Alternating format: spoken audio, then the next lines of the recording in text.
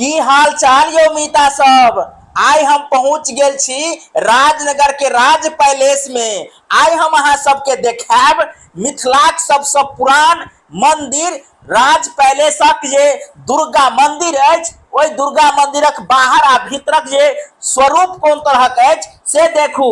बता दी जे अंदर के स्वरूप अहाँ देख सकै छियै जे संगमरमर संगे अनेक धातु से बनल दुर्गा मंदिर छै, जे मिट्टी के नहीं बल्कि ई हमेशा के लिए अतः स्थापित रहे छै।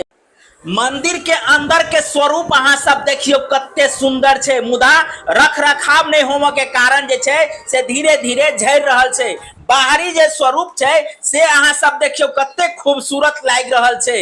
एतुका जे मंदिर छै से बहुत पुरान छै और ए मंदिर पर अहाँ सब नहीं आयल हैब तो जरूर एक बेर आओ आ एतुका जे छै भव्य दृश्य से अहाँ सब परिचित हो।